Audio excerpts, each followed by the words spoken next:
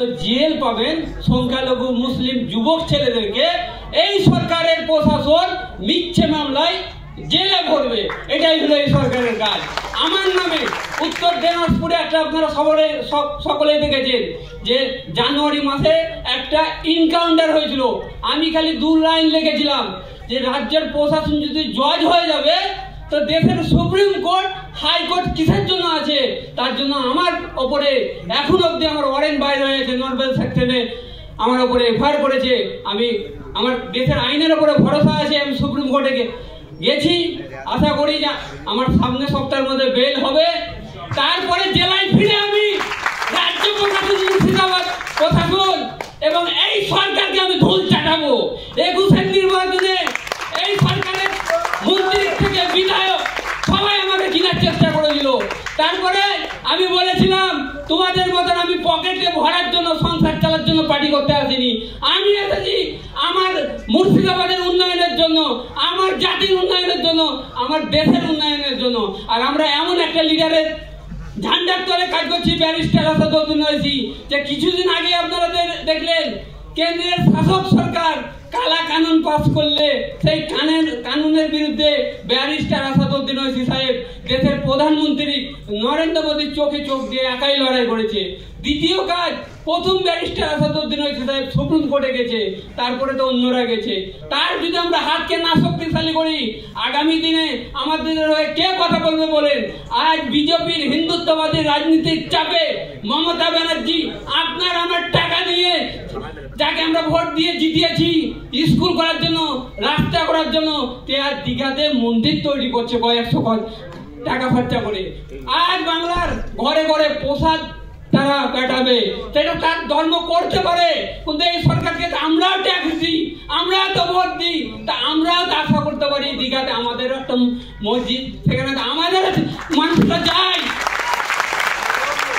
দিদি যদি বলে মুসলমানকে বেশি ভালোবাসি, তাহলে ওখানে যদি 150 টাকা খরচা করে আপনি মন্দির তৈরি করেছেন, তো আপনি 300 কোটি টাকা খরচা করে একটা ভালো আপনি মসজিদ তৈরি করুন। তারপরে বললেন যে আমি ভালোবাসি।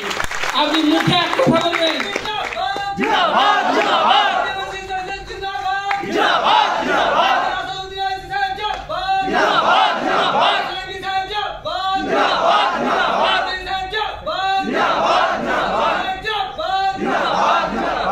আর এই রাজ্যের মুখ্যমন্ত্রী মমতা ব্যানার্জি মুখে তো বলে আমি ভালোবাসি। আমার জেলায় কিছুদিন আগে সুদীর্ঘ সভা করলে সেই বক্তব্যটা সবাই দেখেছেন যে মুখ্যমন্ত্রীকে আমরা ভোট দিই, ভোটের সময় তাদের নেতারা সংখ্যালঘু এলাকায় যেয়ে বলবে আপনারা বিজেপির ভোট যদি আটকাতে চান তাহলে টিএমসি কে ভোট দিবেন, মিমকে ভোট দিবেন না, অন্য দলকে ভোট দিবেন না। বিজেপির বিরুদ্ধে বেশি আন্দোলন সংখ্যালঘু এলাকায় হয়। আর আমাদের এলাকার সংখ্যালঘু এলাকায় মানুষ রোদ গরমে লাইনে দাঁড়িয়ে আমরা তো ভোট দিই। মমতা ব্যানার্জি বলতে পারবে ওনার এলাকার ভোট পাচ্ছেন আর আমাদের এলাকার ভোট পাচ্ছেন? আর আমরা যখন বিজেপির বিরুদ্ধে আন্দোলন করছি, রাজ্যের মুখ্যমন্ত্রী মমতা ব্যানার্জি আমাদেরকে দিল্লি দেখাচ্ছে।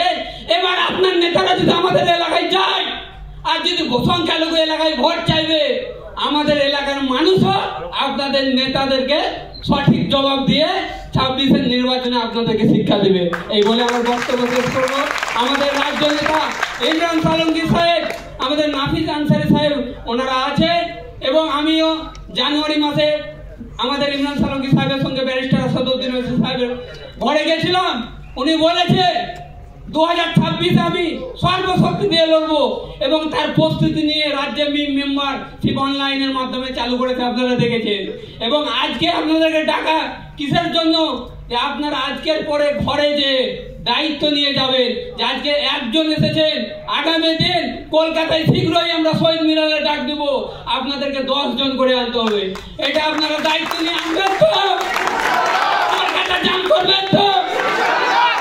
ব্যারিস্টার আসাদুদ্দিন